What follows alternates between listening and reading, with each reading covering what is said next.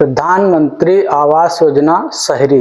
आज के हमारे इस वीडियो का जो शहर के लिए प्रधानमंत्री आवास योजना है से संबंधित ये वीडियो है।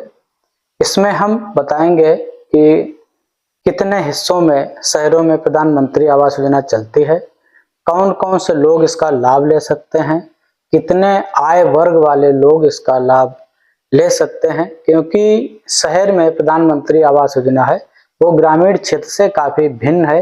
वो इसलिए है कि शहर में निम्न आय वर्ग से लेकर जीरो आय वर्ग से लेकर और हाई उच्च स्तर के इनकम वाले लोग भी वहां पर रहते हैं। तो सरकार ने लोगों की जरूरतों के हिसाब से योजना को अलग अलग आय वर्ग के हिसाब से बांट रखा है।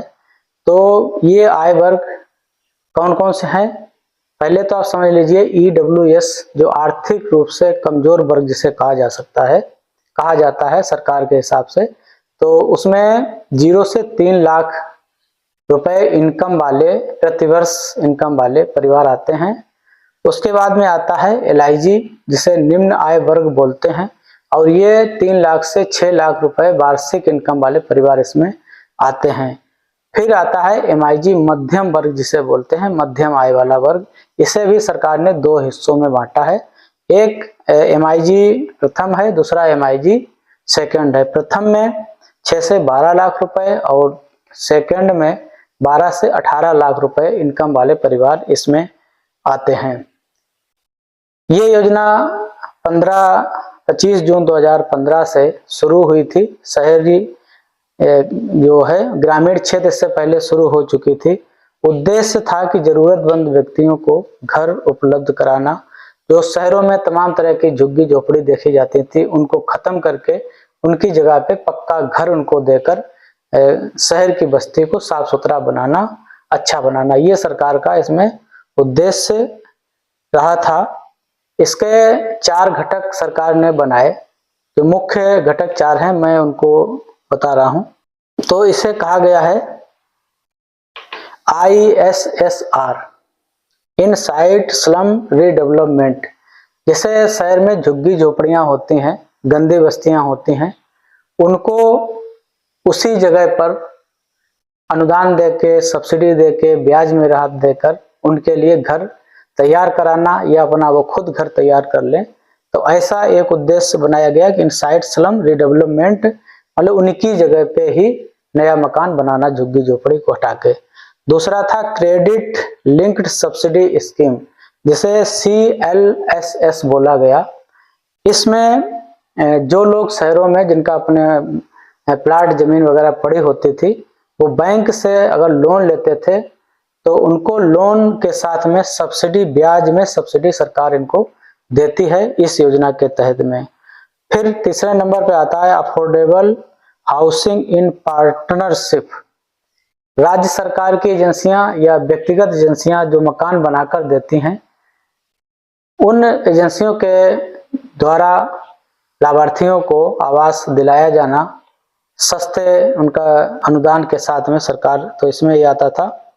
लास्ट में सबसे आता है BLC, सबसे लोकप्रिय यही घटक है। तो beneficiary led individual house construction, मतलब लाभार्थी को पैसा दिया जाता था, लाभार्थी अपनी जगह पे अपने खुद के द्वारा आवास वो बनाता है। तो इसमें 1.5 लाख रुपए सरकार देती है, चाहे वो नए जगह पे मकान बनाना हो या मकान को विस्तार देना हो या अधूरा मकान पड़ा हो। तो ये सारी चीजें इसमें आती थी 4 हिस्सों में। और ये 4 हिस्से तब आएंगे जब आप इसके लिए आवेदन करने जाएंगे CSC केंद्र पर, तब वो वहां पे ऑप्शन आपको देगा कि किस योजना के तहत आप आवास बनवाना चाहते हैं। BLC जो भी हमने 4 ऊपर बताई हैं उन सारी योजनाओं में।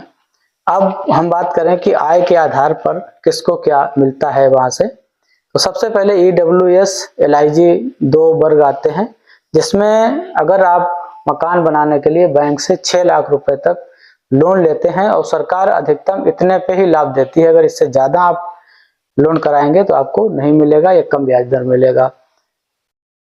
तो इसमें 6.5% ब्याज जो है वो बैंक देती है, बाकी आपको देना पड़ेगा।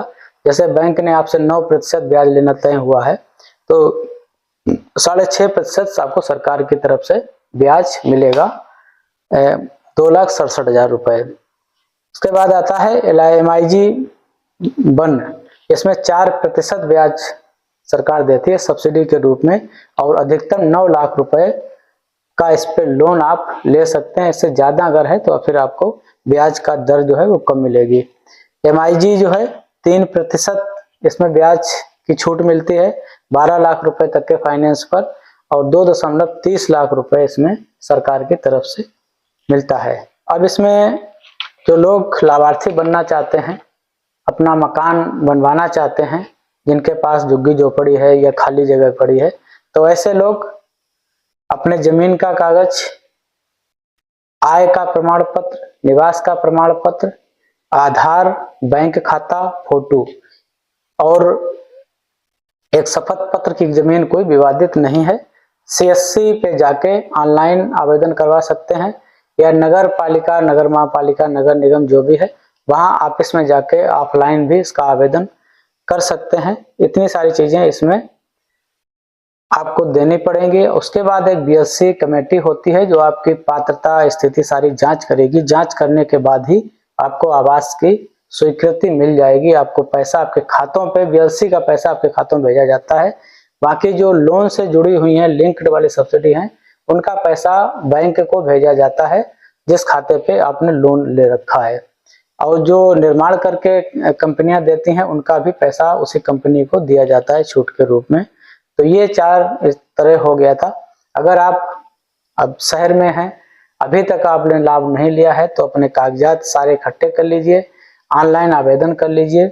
नगर पालिका, नगर पंचायत, नगर निगम जो भी आपके यहाँ, वहाँ ऑफिस में जाइए, वहाँ कमेटी का ऑफिस होगा या आवास से संबंधित कोई भी वहाँ पे पटल होगा, उससे आप जानकारी कर सकते हैं। अब अपना थोड़ा सत्यापन भी करा लें तो आपको भी अपना घर मिल सकता है शहरी आवास योजना में, प्रधानमंत्री आवास योजना अर्बन के तहत, शहरी के तहत।